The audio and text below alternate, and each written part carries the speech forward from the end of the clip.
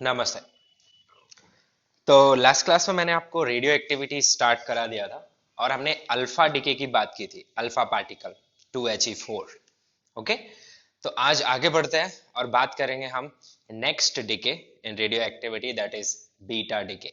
Okay, so let's सी।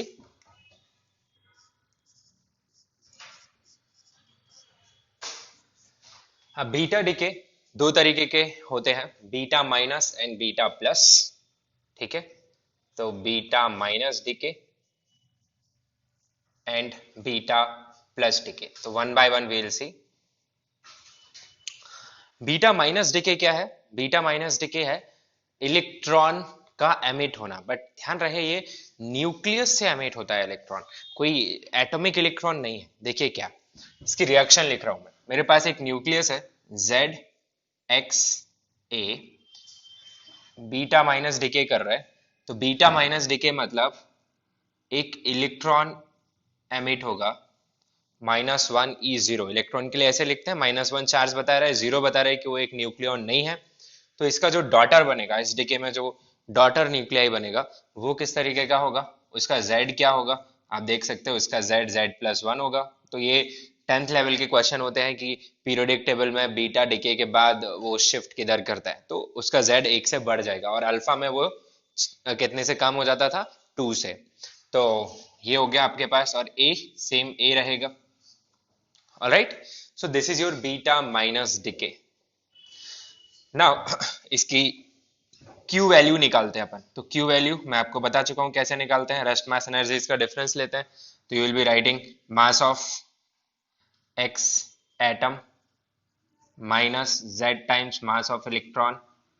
ठीक है, minus mass of Y atom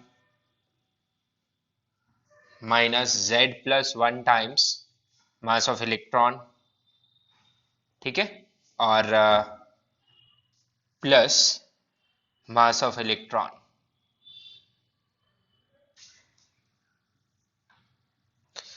into C²। ठीक है, this is the Q value. अब इसमें देखिए कैंसिल क्या क्या हो जा रहा है, तो अपने पास आएगा mass of X atom, Z M E, जरा ध्यान से देखिए, जेड एम ई और ये माइनस माइनस मिलके plus Z M E cancel हो जाएगा, और minus M E plus M E वहां कैंसिल हो जाएगा, यानी मास ऑफ इलेक्ट्रॉन यहाँ भी दिखाई नहीं देगा। तो ultimately I will have what, minus of mass of Y atom into C²। ठीक है, सो this is the Q value of beta decay. आपको याद दिला दूं, अल्फा डीके में क्यू वैल्यू थी मास of X atom minus mass of Y atom minus mass of alpha helium atom, okay, into C²। Alright, electrons का मास वहां भी cancel हो जा रहा था। अब सेम स्टेप्स रहेंगे यहाँ पे कि ये जो Q वैल्यू है वो किसके फॉर्म में दिखेगी आपको, काइनेटिक एनर्जी ऑफ प्रोडक्ट न्यूक्लियाइज। तो हमारे पास ये X है, अपन मानेंगे कि ये रेस्ट पे है। ठीक है, और ये जो डॉटर बनी है आपके पास Y and beta minus particle which is electron, so इनके पास रहेंगे काइनेटिक एनर्जी, सो नेमली के ई वाई एंड के ई बीटा। दो कंजर्वेशन प्रिंसिपल्स लगेंगे यहाँ पे, conservation of energy and conservation of linear momentum. तो चलिए पहले लिख देता हूं मैं कंजर्वेशन ऑफ लीनियर मोमेंटम। तो उससे अपने को क्या मिलेगा, initial linear momentum 0 equal to linear momentum of y plus linear momentum of beta. So you will have py is equal to minus of p of beta. ठीक है, and magnitude same आ जाएगा। इसका मतलब आप लिख देंगे root of 2m kinetic energy of y is equal to, और यहाँ पे मास भी किसका आएगा, y का, square root of 2 mass of electron kinetic energy of electron या बीटा, जैसे भी लिखना है आपको। ठीक है, so what you get, the ratio kinetic energy of, let me write beta only, we are using this,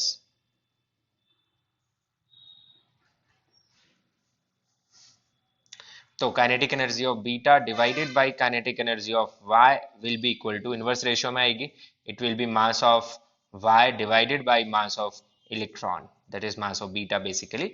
तो इन दोनों को अपन यहाँ पे अपने पास एक रेशियो आ गया और दूसरा रेशियो आ जाएगा कंजर्वेशन ऑफ एनर्जी से। सो सेम स्टेप्स हैं कंजर्वेशन ऑफ एनर्जी। तो वहां पे आएगा अपने पास Q equal to kinetic energy of Y plus kinetic energy of beta. So by 1 and 2 I can write, by 1 and 2 I can write kinetic energy of beta particle is equal to mass of Y divided by mass of Y plus mass of electron। और mass of electron Y के comparison में negligible होगा तो उसे हटाया भी जा सकता है। मीन्स आप मान लीजिए कि ऑलमोस्ट 100% Q वैल्यू की जो एनर्जी है वो किसके पास चली जाएगी, बीटा पार्टिकल के पास, और Y के पास बहुत ही कम रहेगी। तो आप देखिए kinetic energy on Y is equal to mass of electron divided by mass of Y plus mass of electron into Q. So finally these are the results we got. Yes. तो ये बिल्कुल पुराने जैसा ही डिस्कशन है, इसमें कुछ भी नया नहीं है, ठीक है।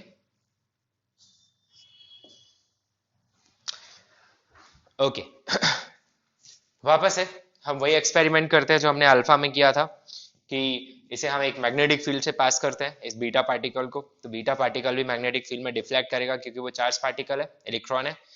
तो अगर हम uniform magnetic field perpendicular to velocity of beta particle रखते हैं तो क्या होगा, वो एक सर्कल में जाएगा। तो सेम थिंग, सपोज मेरे पास सैंपल है जिसमें कि एक्स न्यूक्लियाई प्रेजेंट है, एक्स के बहुत सारे न्यूक्लियाई प्रेजेंट हैं, उनसे बहुत सारी रिएक्शंस हो रही होंगी, बीटा पार्टिकल्स निकल रहे होंगे। तो उन बीटा पार्टिकल्स को जब हम मैग्नेटिक फील्ड से पास कराते हैं तो वो डिफरेंट डिफरेंट रेडियस में चले जाते हैं वापस से। तो क्या परेशानी आ रही है कि फिर इसके हिसाब से मैथ्स तो बोलता है कि हर बार अगर ये रिएक्शन होती है तो बीटा के पास काइनेटिक एनर्जी यही होनी चाहिए, यानी रेडियस वही होनी चाहिए सेम टू सेम, पर ये तो डिफरेंट में चले जाते हैं।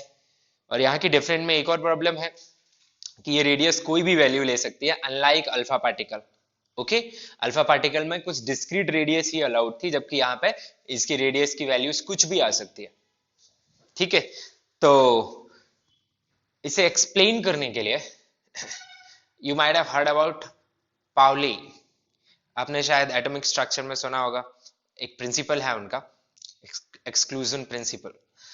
अगर कोई बात नहीं, तो he put forward a concept of photon like particles, okay, namely neutrino and anti-neutrino. Okay, once again neutrino anti neutrino के बारे में आज हमें काफी चीजें पता है और काफी चीजें नहीं भी पता है, बट हम खुद को लिमिट रखेंगे, जितना हमें पढ़ना है उतना ही, ठीक है। तो फिर आपको यहां तक समझ में आ रहा है, ओके, कि सारे बीटा पार्टिकल सेम रेडियस में नहीं जाते जब उन्हें हम परपेंडिकुलर यूनिफॉर्म मैग्नेटिक फील्ड से पास कराते हैं। वो रेडियस की कोई भी वैल्यू ले सकता है ना, कोई भी वैल्यू ले सकता है। इसको एक्सप्लेन करने के लिए पाउली ने बोला कि एक और पार्टिकल यहाँ पे एमिट होता है along with beta particle, and that particle is called anti-neutrino in this process, okay, and that anti-neutrino can take any amount of energy, okay, and her reaction में एंटी न्यूट्रिनो कुछ अलग energy ले जा सकता है। इस वजह से जो बीटा पार्टिकल है उसके पास जो एनर्जी रहेगी वो हर बार कुछ डिफरेंट हो सकती है, इसीलिए वो किस में जा रहा है, अलग अलग रेडियस में जा रहा है, ठीक है। ये एक्सप्लेनेशन है यहाँ पे। हालांकि यहाँ की भी जो डॉटर न्यूक्लियाई है, दिस डॉटर न्यूक्लियाई, ये एक्साइटेड स्टेट में रह सकती है। मैं वापस याद दिला दूं, ये एटम की एक्साइटेड स्टेट नहीं है, ये न्यूक्लियस की एक्साइटेड स्टेट है, जिनमें की एनर्जीज मेगा इलेक्ट्रॉन वोल्ट की रहती है, एनर्जी गैप्स जो एनर्जी लेवल्स है, और एटम्स में किस लेवल की रहती है, इलेक्ट्रॉन वोल्ट। और जब हमने एक्सरे पढ़ी थी तो उसमें एक एटम की एनर्जी लेवल से एक कैरेक्टरिस्टिक एक्सरे निकल रही थी, वो किलो इलेक्ट्रॉन वोल्ट की थी। समझ रहे हैं डिफरेंस आप, 1000 के फैक्टर का डिफरेंस आ रहा है। इसलिए न्यूक्लियस को एक्साइट करना इतना आसान नहीं है जितना कि एटम को एक्साइट करना है। ऑलराइट, बाय द वे, तो यहाँ भी ये जो डॉटर है वो किस में रह सकती है, एक्साइटेड स्टेट में, और जब ये डॉटर अपनी ग्राउंड स्टेट में आती है तो फिर से क्या निकल सकती है आपकी, गामा रे एमिट हो सकती है, मतलब बीटा डिके में भी क्या मिल सकता है आपको, गामा रे मिल सकता है। ठीक है, सो चलिए अब इसमें अपन एक करेक्शन कर लेते हैं, पहले आप ये नोट कर लो और वो पॉइंट लिख लीजिए जो मैं बोलने वाला हूं अभी।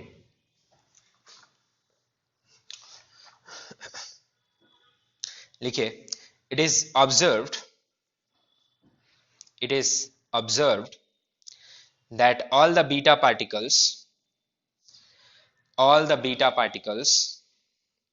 जनरली अगर आपको बीटा पार्टिकल बोल दिया जाए तो इलेक्ट्रॉन की बात हो रही होती है, ठीक है, और बीटा प्लस बोलता है तो फिर वो पॉजिट्रॉन की बात करता है।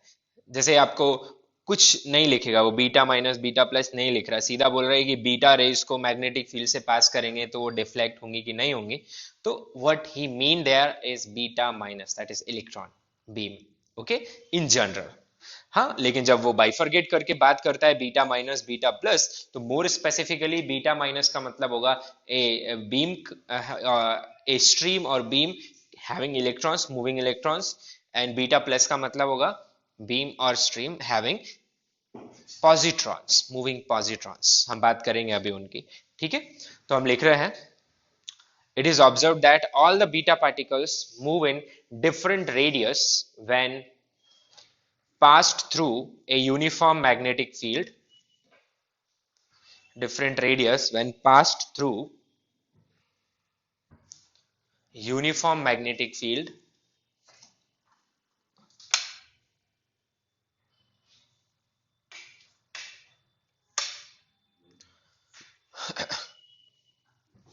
when passed through uniform magnetic field perpendicular their velocity,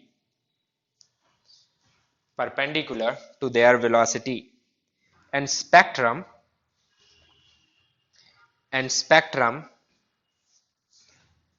of radius is continuous, spectrum of radius is continuous means यहां पे जो रेडियस है वो कोई भी वैल्यू ले सकता है, अनलाइक सम डिस्क्रीट वैल्यू जो कि अल्फा डिके में हो रहा था, okay.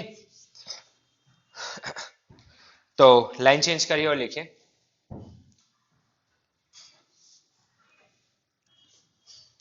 to explain this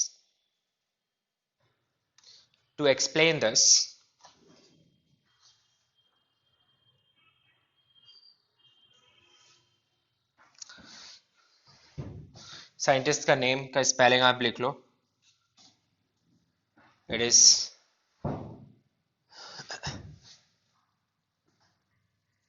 Pauling, okay. Pauling introduced the extra particles called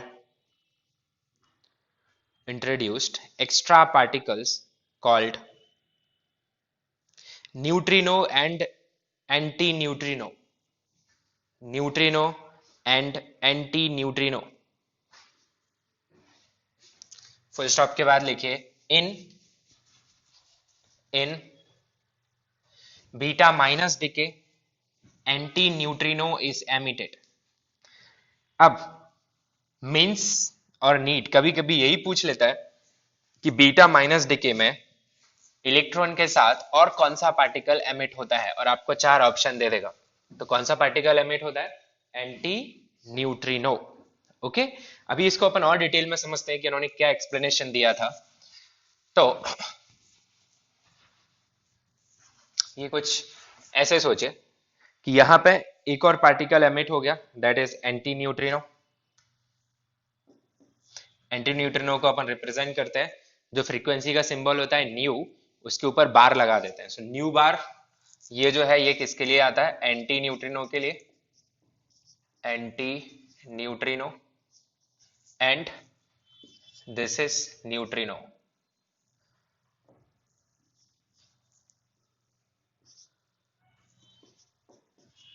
अब इनके बारे में भी जानेंगे कि इनकी प्रॉपर्टीज क्या है, ठीक है, एक एक करके। पर अपना करेक्शन कर लेते हैं हम। तो अब जो काइनेटिक एनर्जी रहेगी किसके पास, बीटा पार्टिकल के पास, वो आएगी आपके पास mass of y divided by mass of y plus mass of electron into q minus E, where E can have two factors in that. E is the energy carried by antineutrino or and दोनों ही case हो सकता है the gamma ray. ठीक है. और kinetic energy of your daughter nuclei y, it will be mass of electron divided by mass of y plus mass of electron into q minus E. और आप side में लिख दीजिए E is energy carried by these particles, you know, antineutrino in this case, antineutrino और gamma ray. तो antineutrino तो पक्का ही निकलता है, गामा रे जरूरी नहीं है. Most of the cases daughter nuclei excited state में प्रोड्यूस होता है, बट जरूरी नहीं है कि गामा रे आपको मिले ही मिले. ओके, सो अब वो न्यूमेरिकल में आपको पता चल जाएगा कि क्या हो रहा है. But yes, in this case what is definitely emitted, this is definitely okay. And alpha decay में क्या एमिट होती है गामा रे एमिट होती है. ओके, यहां गामा रे हो सकती है और नहीं भी हो सकती है. चलिए अब बात करते हैं कि ये न्यूट्रिनो और एंटी न्यूट्रिनो की प्रॉपर्टीज क्या है. तो लिखिए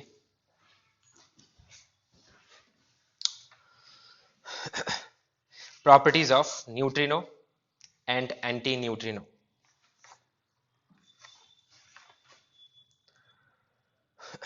तो इसमें लिखिए they are like photons having rest mass 0. They are like photons having rest mass 0.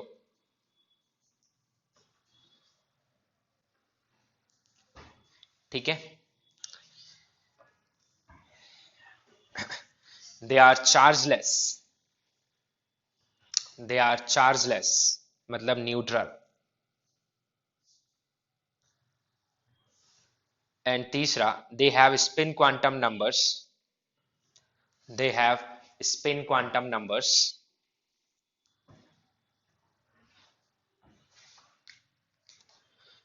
plus half and minus half. अब अपने को ये नहीं जाना है कि कब कौन सा न्यूट्रिनो एंट्रिनो एमिट होता है.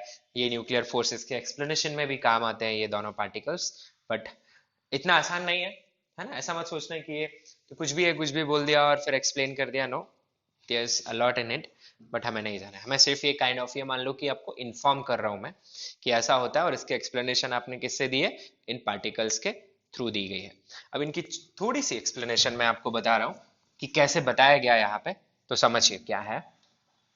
In this beta minus decay what is happening, try to understand. Just look at the daughter nuclei. Daughter nuclei में एक प्रोटॉन बढ़ गया है. Can you see alpha decay में कोई प्रोटॉन न्यूट्रॉन डिस्ट्रॉय नहीं हुए थे. Let me write the reaction for alpha decay for you. Here there is no destruction. Alpha decay कुछ इस तरीके से था. अंतर समझिए. Suppose Z X A alpha decay करा रहा हूं मैं. ठीक है, तो यहां पे क्या हो रहा है आपका Y, और ये Y बनेगा साथ में आपका अल्फा पार्टिकल 2He4, तो ये बनता है आपका Z-2 A-4. आप देख सकते हैं यहाँ पे नंबर ऑफ प्रोटॉन्स जितने हैं उतने ही हैं. देखो जरा, यहाँ पे Z प्रोटॉन है, इसके पास Z-2 प्रोटॉन है, तो इसके पास 2 प्रोटॉन है. इसके पास टोटल न्यूक्लियॉन्स A है A-4. जरा नंबर ऑफ न्यूट्रॉन्स चेक करिए. यहाँ पे न्यूट्रॉन कितने हैं A-Z in the parent, this is called parent nuclei. Daughter के पास न्यूट्रॉन कितने हैं A-4 माइनस Z-2 मतलब A-2. ठीक है, और check here how many neutrons are there, 2. So there is no neither production of a proton और nor annihilation of a proton और neutron. ऐसा कुछ नहीं हो रहा है अल्फा डिके में. But here just look at these numbers. How many protons you have, Z in the parent. How many protons you have, Z plus 1. This is not a proton. Charge balance है, charge balancing की वजह से ये आया है आपका, ठीक है। और न्यूक्लियस बैलेंस्ड है, बिल्कुल बैलेंस्ड है न्यूक्लियस, आप ए देख पा रहे हैं, बट एक प्रोटॉन प्रोड्यूस हुआ है। Can you understand? On the cost of a neutron, check here how many neutrons are there, a minus z. How many neutrons are there?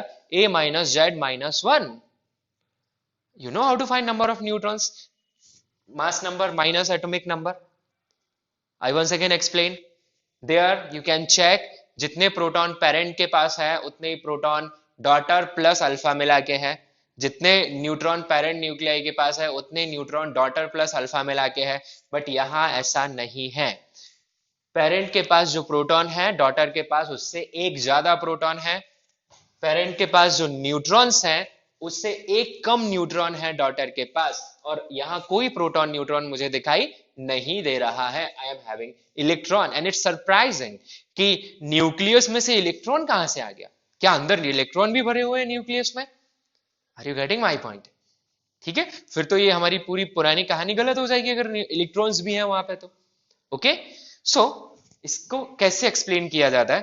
Actually in beta minus decay एक neutron टूट जाता है किसमें? Proton and electron में। क्या बात समझ में आ रही है? तभी तो एक प्रोटॉन बढ़ गया और ये इलेक्ट्रॉन एमिट हो गया। सो जो अपन ने अभी साइंटिस्ट सुने पाउलिंग का जो अपन ने एक्सप्लेनेशन देखा कि भाई एंटी न्यूट्रिनो एमिट हो जाता है, तो उन्होंने क्या समझाया? उन्होंने बोला कि यहाँ पे आप नंबर्स देखिए, तो नंबर्स क्या बता रहे हैं कि एक प्रोटॉन ज्यादा हो गया और एक न्यूट्रॉन कम हो गया, मींस यहाँ पे न्यूट्रॉन डिसइंटीग्रेट हो गया है। ठीक है, सो ये बात आगे लिखिए चलिए, in beta minus decay neutron disintegrates into proton, in beta minus decay neutron disintegrates into proton and electron along with an anti-neutrino is emitted, along with it anti-neutrino is emitted। इसका नाम एंटी न्यूट्रिनो इसलिए रख दिया अपन ने, ठीक है, क्योंकि एक केस में मिल रहा है अपने को न्यूट्रॉन के डिसइंटीग्रेशन में मिल रहा है।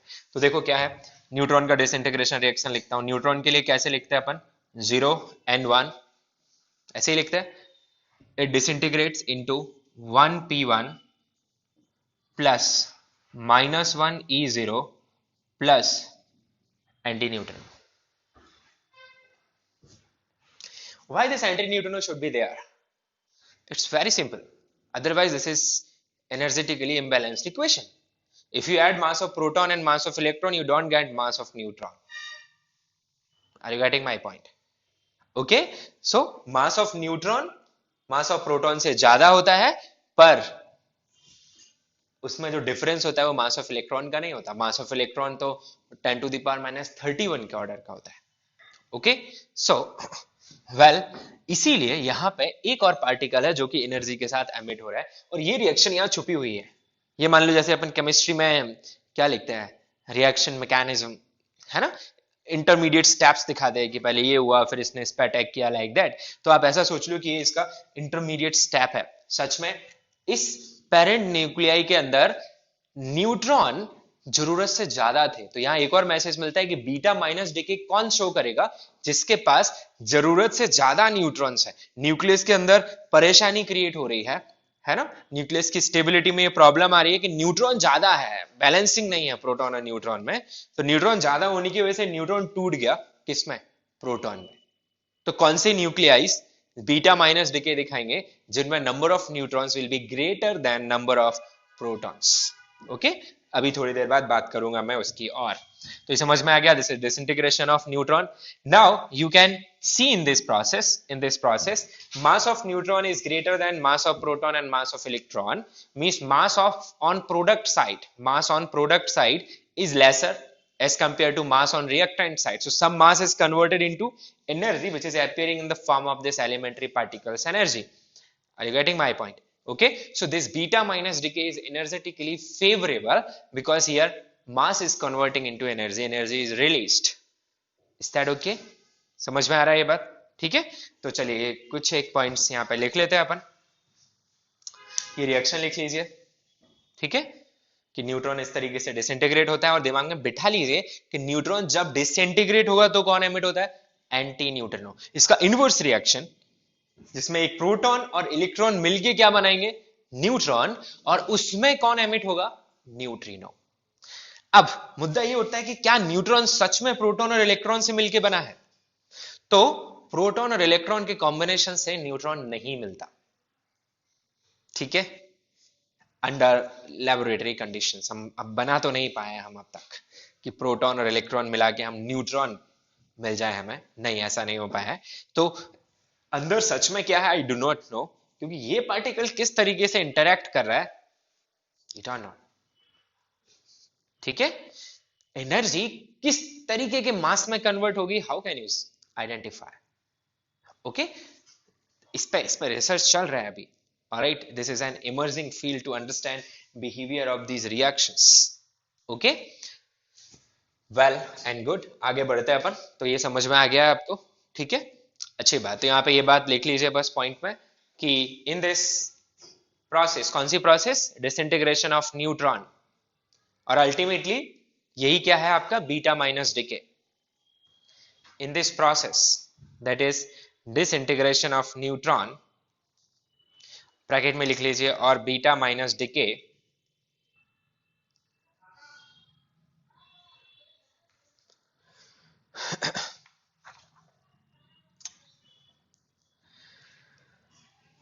mass of product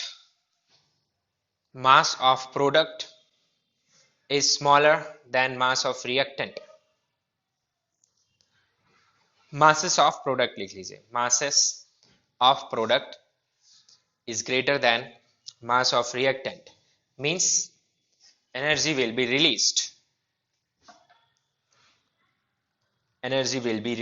or you can say it is energetically favorable process.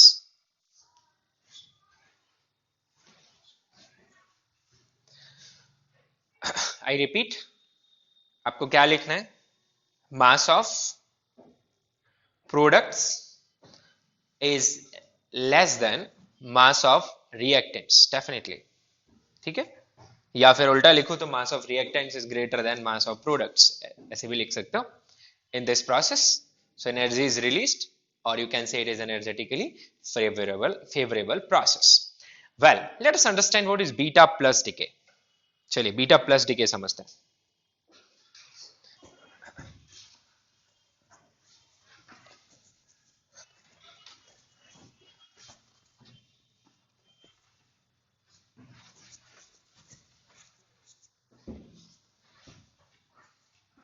So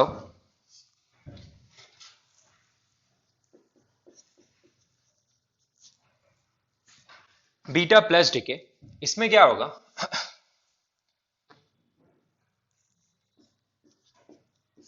this is parent nuclear, positron emit होगा, +1 E0. What is positron? Positron is antiparticle of electron. This is positron. Positron को symbol लिखते हैं अपन +1 E0, ठीक है, और electron you know it, -1 E0. तो mass of positron is exactly equal to mass of electron. It is exactly similar to electron. सिर्फ charge में फर्क है, and charge on positron is equal to minus of charge on electron, means it is same as charge on proton. तो positron ऐसा particle है जिस पर charge proton के जैसा है और मास इलेक्ट्रॉन के जैसा है, it is anti particle of electron. तो आप देखिए यहाँ पे जो डॉटर न्यूक्लियाई बनेगा वो क्या बनेगा, Z-1 Ya, ठीक है। अब मैं इसकी भी एक्चुअल रिएक्शन लिख दे रहा हूं, और यहाँ पे साथ में कौन एमिट होने वाला है, न्यूट्रिनो। इसमें अंदर क्या चलता है वो चलिए थोड़ी देर बाद लिखते हैं, पहले मैं Q वैल्यू लिख दूं यहाँ पे। तो Q वैल्यू अपन कैसे निकालेंगे, मास ऑफ एक्स एटम, बहुत बार फाइंड कर चुके हैं इसे अपन अब तक, Z times mass of electrons minus mass of Y atom minus Z-1 time mass of electron plus mass of electron, ठीक है, अब जरा देखते हैं कि क्या कैंसिल होगा इसमें से। Mass of X atom minus Z times mass of electron minus mass of Y atom minus minus plus Z times mass of electron minus minus plus, ठीक है, और ये minus, so minus of mass of electron minus of mass of electron. So you can check this cancels out and definitely यहाँ पे कौन सा term आएगा multiplication में, आपका सी स्क्वायर। तो क्या बच रहा है जरा देखो, mass of X atom minus mass of Y atom minus twice of mass of electron into C square, this is Q value. तो ये इकलौती रिएक्शन है अब तक के अपने जो डिके हमने पढ़े हैं जिनमें कि क्यू वैल्यू में कौन अपियर हो रहा है, आपका मास ऑफ इलेक्ट्रॉन। अदरवाइज अल्फा और बीटा माइनस में मास ऑफ इलेक्ट्रॉन कैंसिल आउट हो जाता था, ठीक है। ये एक थोड़ा सा डिफरेंस है। दूसरा इसकी इंटरनल मैकेनिज्म क्या हो रहा है, तो इंटरनल मैकेनिज्म ये हो रहा है यहाँ पे कि proton is converting into neutron and positron.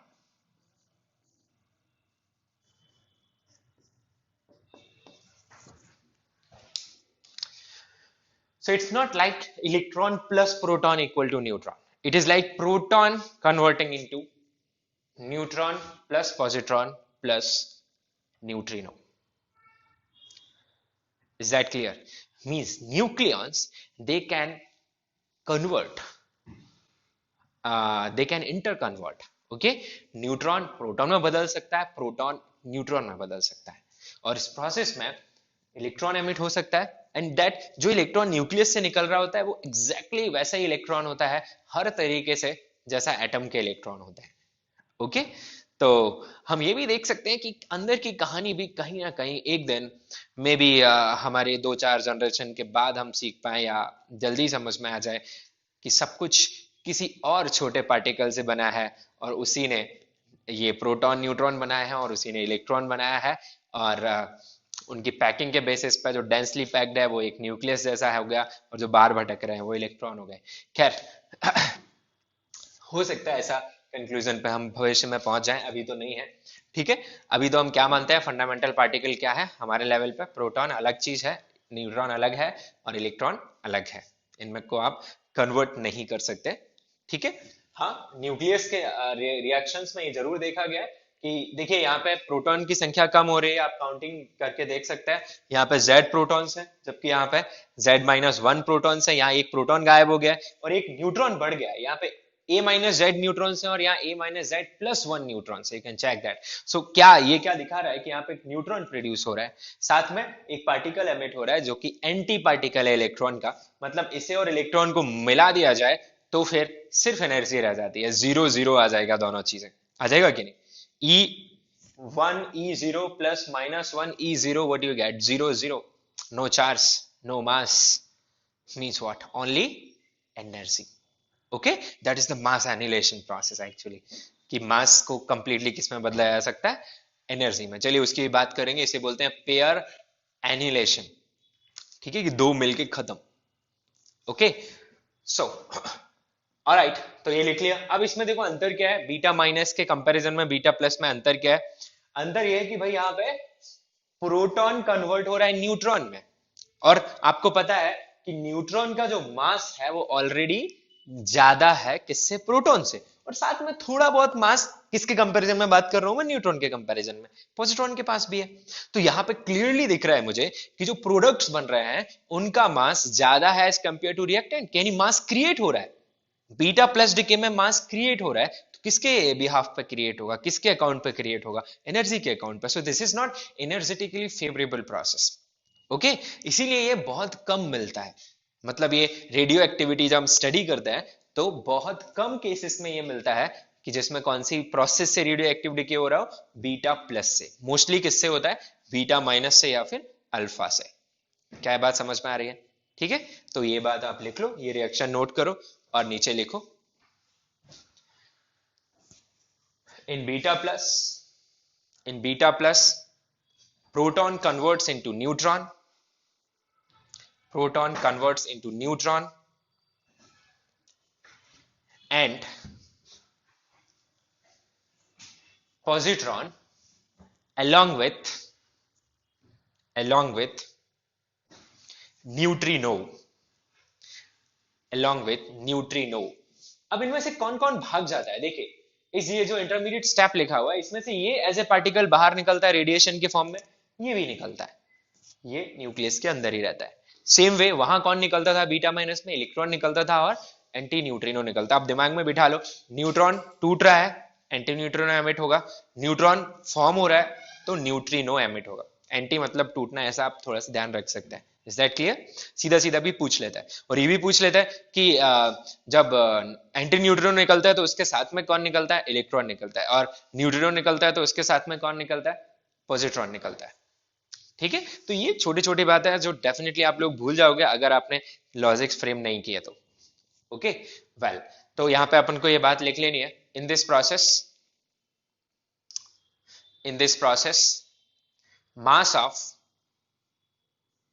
mass of products is more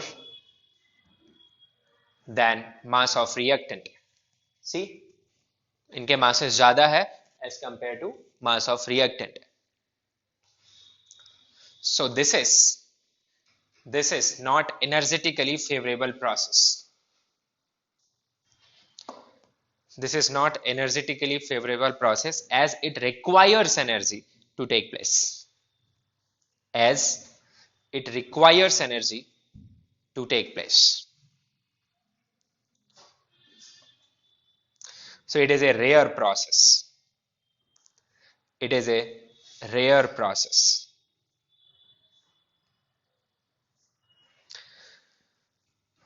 अब बीटा रेज के बारे में कुछ बातें लिख लेते हैं, जैसे हमने alpha rays and gamma rays के बारे में लिखा था। तो चलिए write down beta raise.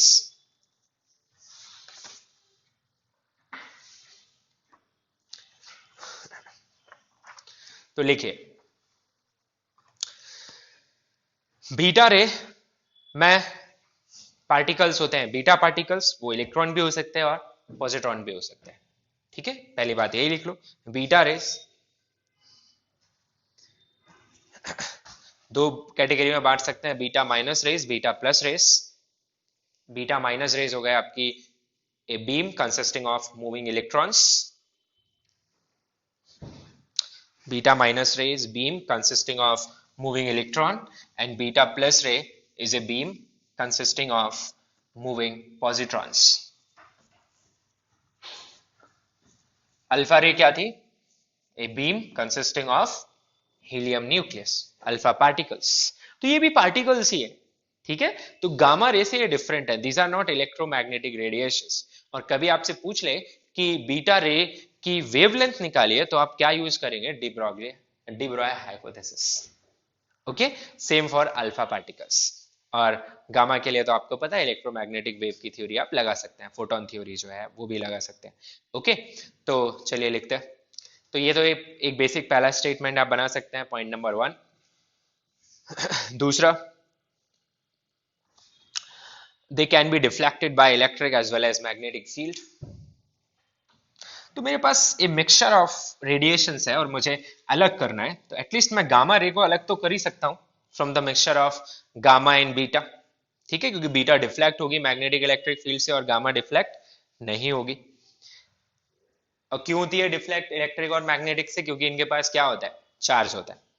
Okay, दोनों ही फोर्स में चार्ज के एक्सप्रेशंस आते हैं, you know that. So next point, the penetration power of beta rays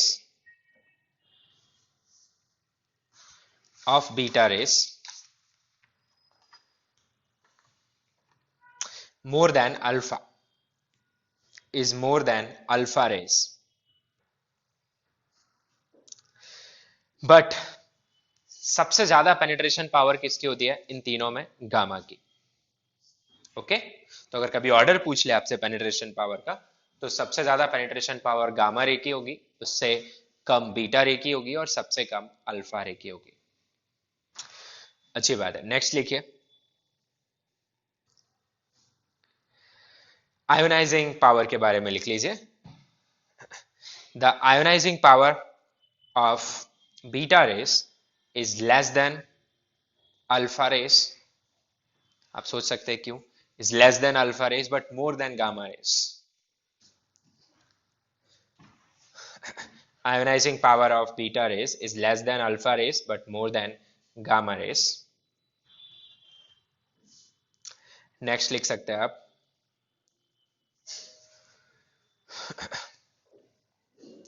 Beta rays also affect photographic plate and produce fluorescence or scintillation.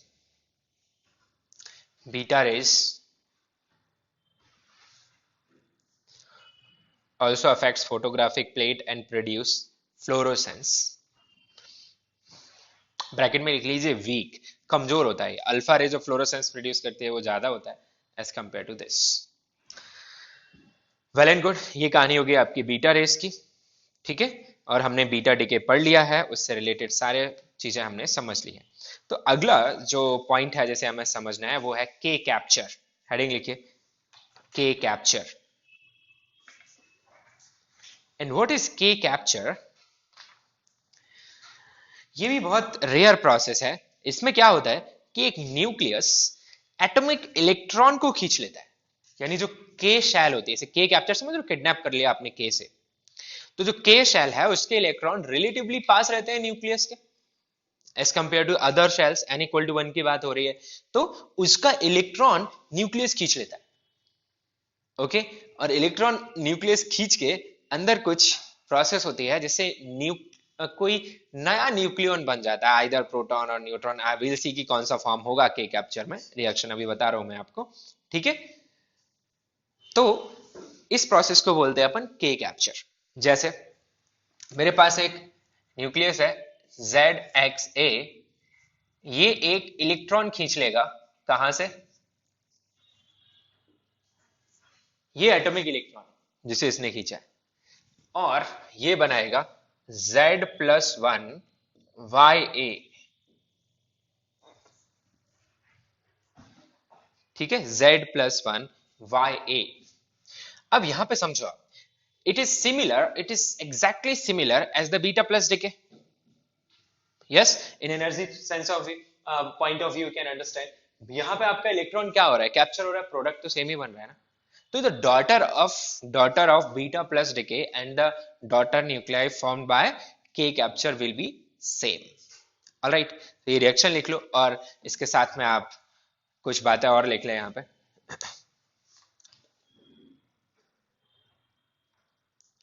लिखिए, it is a rare process. It is a rare process.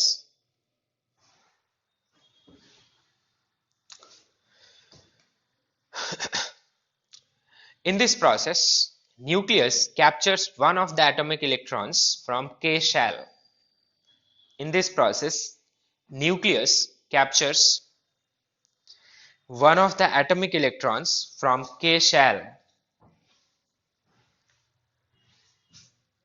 One of the atomic electrons from K shell, full stop.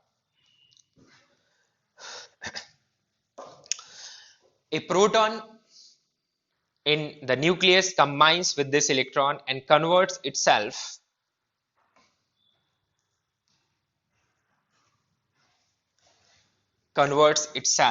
into a neutron, and along with neutrino is emitted.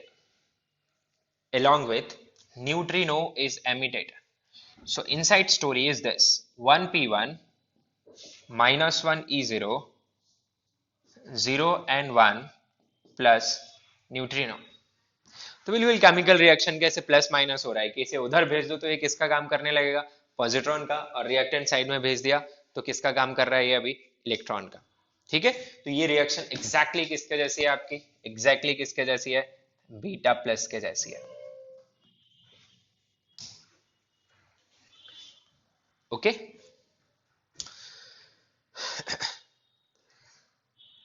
Well, तो एक और बात यहां पे लिख लो. Due to the vacancy created in the K shell, due to the vacancy created in the K shell, the higher energy electron, अब भाई के का इलेक्ट्रॉन खींच लिया तो वहां जगह बन गई, तो उस एटम के इलेक्ट्रॉन अब क्या करेंगे, ग्राउंड स्टेट में आ सकता है, तो एक्सरेज प्रोड्यूस हो सकती है। क्योंकि ये प्रोसेस दिखाएगा कौन, वैसे भी ये प्रोसेस हाई एटॉमिक नंबर वाले सब्सटेंसेस ही दिखाते हैं, ये मैं जो यहाँ पे आपको बता रहा हूं। ठीक है, हाई एटॉमिक नंबर। क्यों हाई एटॉमिक नंबर? क्योंकि आप देखिए कंज्यूम कौन हो रहा है, पी कंज्यूम हो रहा है, पी कंज्यूम हो रहा है मतलब पी ज्यादा है ना जरूरत से, पी ज्यादा है मतलब जेड ज्यादा है फिर वहां पे। इज दैट क्लियर और not? So high atomic number वाले सब्सटेंस ये प्रोसेस दिखाते हैं, तो इसमें क्या और एमिट हो सकती है, एक्सरे। तो ये पहचान है किसकी, बीटा प्लस और के कैप्चर में ये अंतर है कि बीटा प्लस में एक्सरे जैसा कुछ एमिट नहीं होता, जबकि यहाँ पे एक्सरे भी एमिट हो सकती है। और क्यों एमिट हो सकती है एक्सरे? बिकॉज जो के शेल में वैकेंसी क्रिएट हुई है वहां पे एटॉमिक इलेक्ट्रॉन जंप कर सकते हैं, और उनका जो एनर्जी गैप होगा एटॉमिक इलेक्ट्रॉन्स का, वो किलो इलेक्ट्रॉन वोल्ट में होगा, और वहां से क्या प्रोड्यूस हो रही है आपकी, एक्सरे। तो यहाँ पे लिख लीजिए इन के कैप्चर, वैसे आपने क्या लिखा है अभी, due to the vacancy created in K shell the higher energy electron de-excites to fill this vacancy and characteristic X-rays are produced. Characteristic X-rays are produced.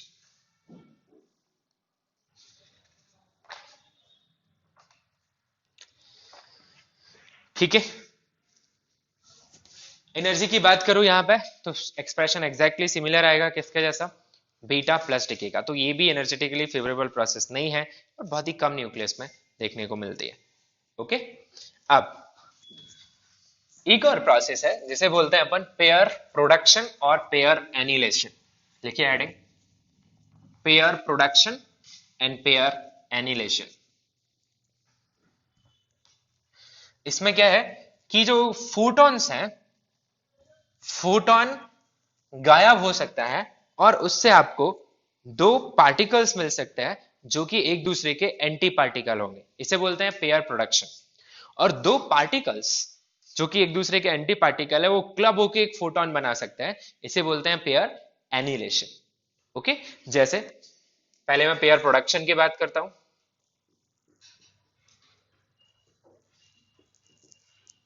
तो पेयर प्रोडक्शन है कि आपके पास गामा रे है, मोस्टली गामा रे चाहिए मुझे energy की, अभी हम बात करेंगे।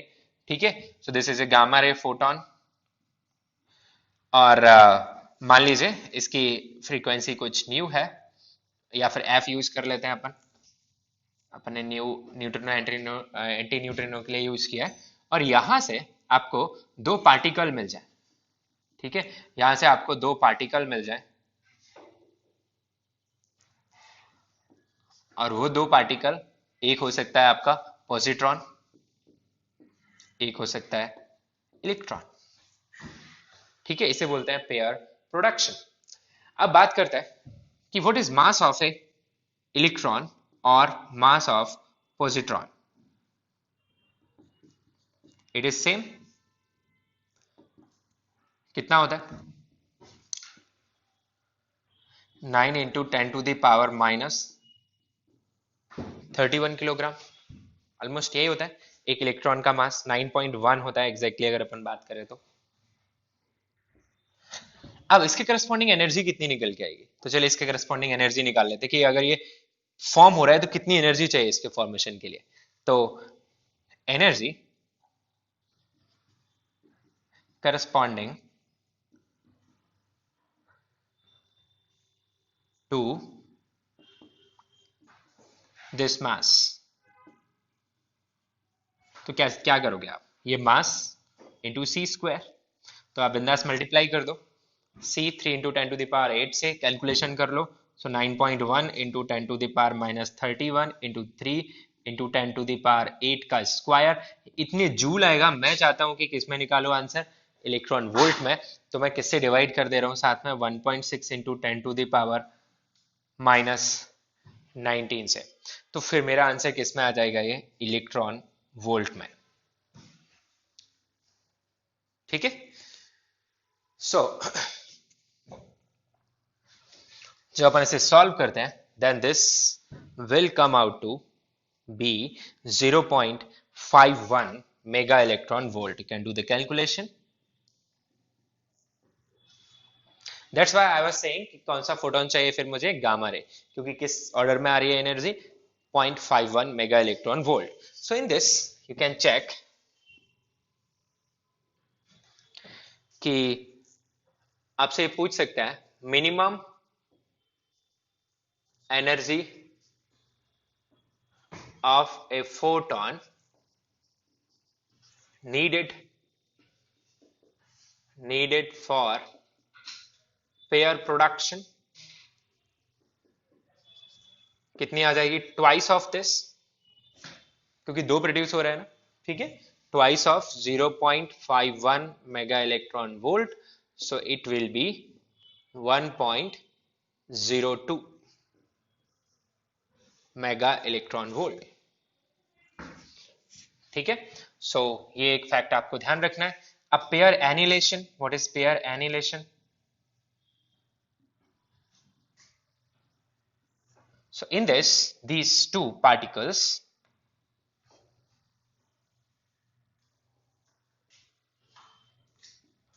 okay, one is positron plus 1 E0 and another is minus 1 E0. They convert into a photon. ठीक है, it's a gamma ray photon. तो यहाँ पे आप बता सकते हैं कि ये जो H इंटू एफ होगा वो कितना होगा? Twice of Me into C square. Okay,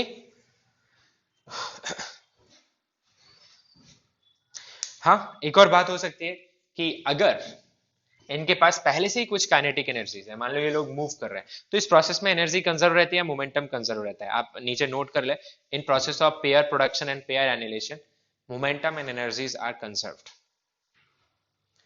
In the process of pair production and pair annihilation, momentum and energies are conserved.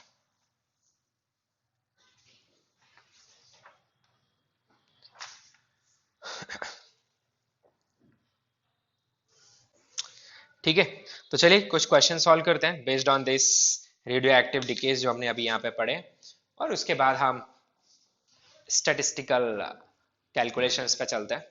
ठीक है, फर्स्ट ऑर्डर काइनेटिक्स पे. तो write the first question here, लिखिए. Consider, question है आपका, consider a beta decay, consider a beta decay, जिसमें मैं आपको नंबर्स बता रहा हूं. What you have to do, numbers लिखिए, पॉज करिए और फिर आप सॉल्व करिए इसे. ठीक है,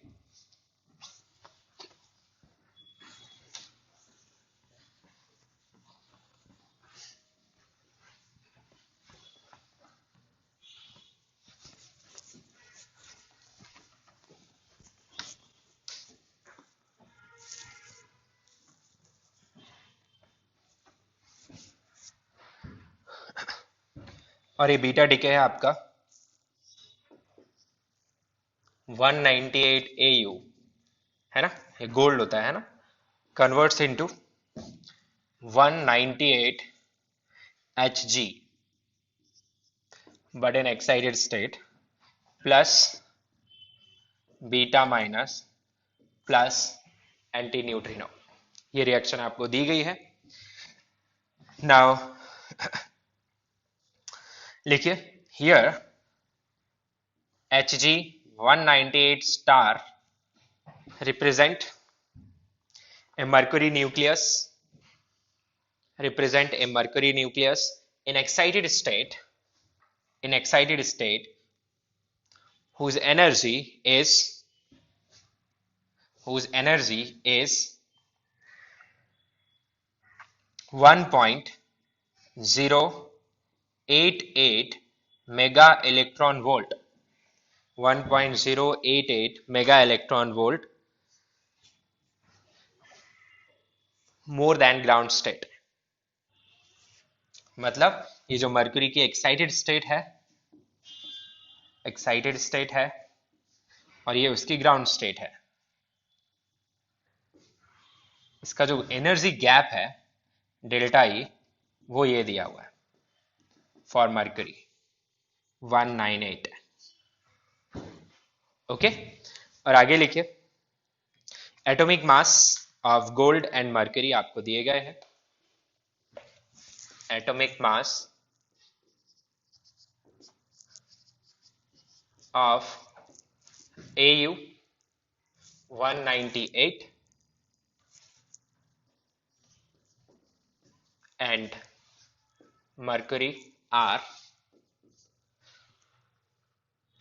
तो 197.968233 AMU, it is for gold, and 197.9666760 AMU, this is for mercury respectively.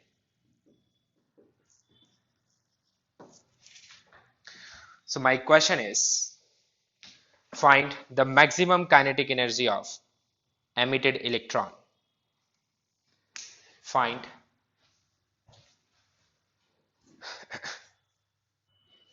maximum possible kinetic energy of emitted electron. So how will you solve this question here? Simple है भाई, बीटा डीके हो रहा है, क्यू वैल्यू निकालो। ठीक है, उस Q value में क्या क्या इंक्लूडेड रहेगा? उस क्यू वैल्यू में इंक्लूडेड रहेगा आपका मास, मतलब इनकी जो मास एनर्जीज है वो क्यू वैल्यू ध्यान रख लेगी। उसके अलावा क्या एनर्जीज है? इसकी एक्साइटेड स्टेट से ग्राउंड स्टेट की एनर्जी है, प्लस कौन एमिट हो रहा है साथ में? एंटी न्यूट्रिनो, है ना। तो सबसे पहले आप क्यू वैल्यू निकालेंगे। ये आपको अगर फॉर्मूला याद है तो काइनेटिक एनर्जी ऑफ बीटा किसके इक्वल था आपका? Kinetic energy of beta was equal to mass of daughter divided by mass of daughter plus mass of electron into Q minus E, where E will be energy taken by the gamma ray, okay, plus energy in the form taken by antineutrino. Alright, so this is what you have. अब सोचने वाली बात यह है कि Q तो हम निकाल लेंगे, E की minimum value, if E is minimum मतलब ये जो वेस्ट फॉर्म में जा रही है, तो अब गामा रे तो यहाँ एमिट हो ही रही है, उसको तो आप बचा नहीं सकते, इसने क्लियर दिया हुआ है। आप ये सोच सकते हैं कि इस प्रोसेस में एंटी न्यूट्रिनो ना के बराबर एनर्जी लेके चला जाए। पॉसिबिलिटी है ना, आपके पास लाखों करोड़ों ऐसे न्यूक्लियस हैं जो ये रिएक्शन दिखा रहे हैं, उनमें से कोई एक ऐसा न्यूक्लियस हो सकता है जिसके एंटी न्यूट्रिनो के पास ना के बराबर एनर्जी हो, ऑलमोस्ट जीरो, और इसका बीटा पार्टिकल मैक्सिमम एनर्जी लेके जा रहा हो। सो ई मेन की जो वैल्यू है यहाँ पे क्या आ रही है आपके पास? ई ऑफ गामा रे। ठीक है, आपकी एंटी न्यूट्रिनो की एनर्जी मैंने क्या कंसीडर कर ली? Zero, just a possibility. Okay, और जब ये ई मेन होगी तब आपकी बीटा पार्टिकल की जो एनर्जी, काइनेटिक एनर्जी होगी, वो कैसी होगी? मैक्सिमम। और वो कितनी आ जाएगी फिर आपके पास? Mass of Y divided by mass of Y plus mass of electron into Q minus energy of gamma ray. Okay, now you are intelligent enough to compare mass of electron and mass of this daughter का मास आप देखिए भाई 197 AMU है, और electron का मास AMU में भी आप निकालोगे तो 10 to the power -4 AMU के ऑर्डर का आएगा। आएगा कि नहीं आएगा? क्योंकि एक AMU 10 to the power -27 kilogram होता है, और mass of electron 10 to the power -31 kilogram होता है, तो 10 to the power -4 AMU के आसपास कुछ आपको मिलेगा। तो जब आप इसमें 0.0001 AMU ऐड भी करोगे तो कुछ फर्क पड़ेगा क्या इसमें? नहीं ना। तो हम यहाँ पे लिख सकते हैं as mass of Y. Who is Y here? This is Y and this is X. ठीक है, और ये दिया हुआ है आपको मास ऑफ एक्स एटम, और ये दिया हुआ है mass of Y atom. Okay, so here mass of Y which is this is much greater than, और ये आप हमेशा यूज कर सकते हैं बीटा डीके में कि डॉटर का मास इलेक्ट्रॉन से बहुत ज्यादा ही ज्यादा आएगा, तो फिर ये जो नंबर हमने लिखा हुआ है my divided by my plus me, इसे क्या माना जा सकता है? 1। तो maximum kinetic energy of beta particle आपके पास क्या निकल के आ जाएगी? Simply Q minus energy of gamma रे। और एनर्जी ऑफ गामा रे आपको बिंदास दी हुई है। क्या है एनर्जी ऑफ गामा रे? 1.088 मेगा इलेक्ट्रॉन वोल्ट, और आपके पास Q वैल्यू निकालने का फॉर्मूला भी प्रेजेंट है जिसमें आपको कैलकुलेशन करनी है। तो Q वैल्यू ऊपर लिख दे रहा हूं मैं, क्या आएगी इस रिएक्शन में, it will be mass of AU atom which is X atom minus mass of Y atom into C square. So this I have already told you. So what you do, you take the difference in AMU, multiply by 931.5 mega electron volt, you will directly get the energy in mega electron volt, okay, Q value. So let us see how much is the difference you get when you do the calculation. So मैं direct energy लिख दे रहा हूँ, ठीक है, I have the energy calculation with me. So after multiplying with 931.5, आप ये difference निकालेंगे, किससे मल्टीप्लाई करेंगे, 931.5 मेगा इलेक्ट्रॉन वोल्ट से, okay. So you will get it as 1.369 mega electron volt. 2 digit तक भी जाओगे तो 1.37 लिख सकते हो आप, ठीक है। This is what the Q value you get. Calculation में आप कोई कंजूसी नहीं कर सकते, ऐसे क्वेश्चन आ सकता है एग्जाम, ओके। सो ये आ गया आपके पास क्यू वैल्यू। अब उसमें से आप कैसे सब्ट्रैक्ट कर दोगे, एनर्जी ऑफ गामा रे, this is your energy of gamma रे, तो आपका आंसर वहां पे आ जाएगा मैक्सिमम एनर्जी का। So you writing 1.369 minus 1.088 mega electron volt. So you can write your answer. So you will have 1, you will have 8, then you will have 2, so you'll have 0.821 mega electron volt. This is the kinetic energy of beta and this is your answer. समझ आ रहा है question किस तरीके से पूछा जा सकता है यहाँ पे, ठीक है। चलो एक और करते हैं।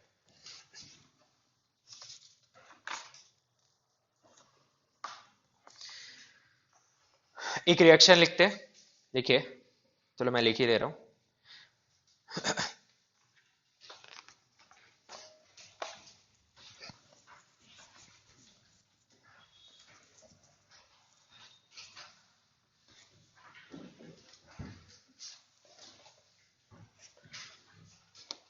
It is aluminium 25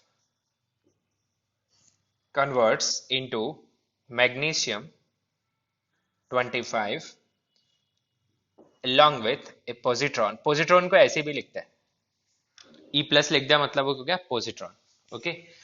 डेफिनेटली साथ में और कौन जाएगा, neutrino, it is beta plus decay.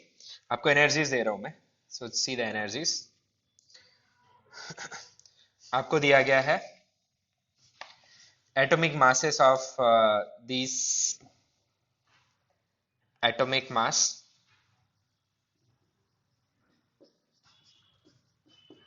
aluminium 25, ये है आपके पास 24.990432 AMU and magnesium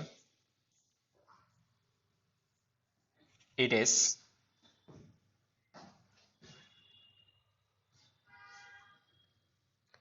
24.985839 AMU, okay. तो इस रिएक्शन में आपको बताना है क्यू वैल्यू क्या आएगी, सिंपल। और एक बात मैं आप चाहता हूं कि आप लोग ध्यान रखें, रिमेंबर दिस डेटा जो मैंने अभी अभी कैलकुलेट किया था, कि एक इलेक्ट्रॉन के करस्पॉन्डिंग कितनी एनर्जी रिलीज होती है। अगर एक इलेक्ट्रॉन का मास मीन्स आप क्या ध्यान रखने वाले हैं, me इंटू सी स्क्वायर, ये नंबर निकल के आता है 0.51 mega electron volt. I want you to remember this for calculation purpose. चलिए क्यू वैल्यू निकालना है आपको, इसमें सिंपल कैलकुलेशन है, करिए।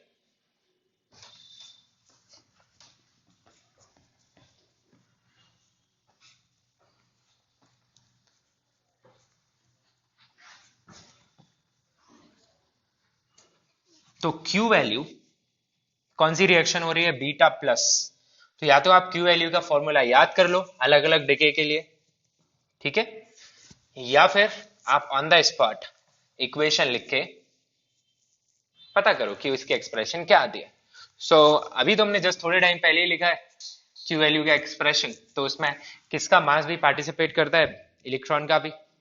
तो क्या होता है फॉर्मूला यहाँ पे क्यू वैल्यू का, Q value of beta plus, it is mass of X atom, x is reactant, minus mass of y atom minus twice of mass of electron into c square. Yes, so you can write, तो यहाँ पे x atom की जगह कौन है अपने पास, mass of aluminium 25 minus mass of magnesium 25, इसको c square minus 2me c square। देखिए यहाँ पे उसने मास ऑफ इलेक्ट्रॉन नहीं दिया है, कभी अगर नहीं दिया गया तो आपको घबराने की जरूरत नहीं है। You have to remember that me into c square is 0.51 electron volt. So you can put this number and solve. So when you do that, you get first term as 4.276 mega electron volt. You understand how do you do this? You will subtract these two numbers, multiply by 931.5. So this number what you are doing here, वैसे मैं आपको mass defect के time पे बता चुका हूं, ठीक है, एक बार के लिए आपको लिख दूं मैं यहाँ पे, you are writing these numbers 24.990432 minus 24.9858, ठीक है, 39, ये नंबर्स आप लिख रहे हैं और मल्टीप्लाई कर रहे हैं 931.5 मेगा इलेक्ट्रॉन वोल्ट से, ठीक है, और साथ में minus of twice of me into c square. तो ये जो पहला टर्म आफ्टर कैलकुलेशन आपको जो मिलेगा वो आता है 4.276 मेगा इलेक्ट्रॉन वोल्ट माइनस, अब ये टर्म रहेगा आपका, और वो कितना है आपको ऑलरेडी पता है, 2 into 0.51 मेगा इलेक्ट्रॉन वोल्ट, ठीक है। तो इस तरीके से जब आप कैलकुलेशन करेंगे तो वो ये टर्म कितना हो जाएगा, 1.02 हो जाएगा। सो you'll have this number, subtraction होगा आपका, तो you'll have 6, you will have 5, you will have 2 and you will have 3 mega electron volt. So this is what you get after solving this.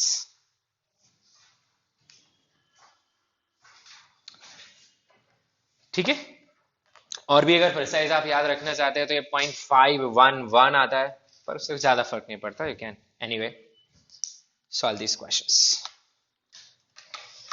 Well, so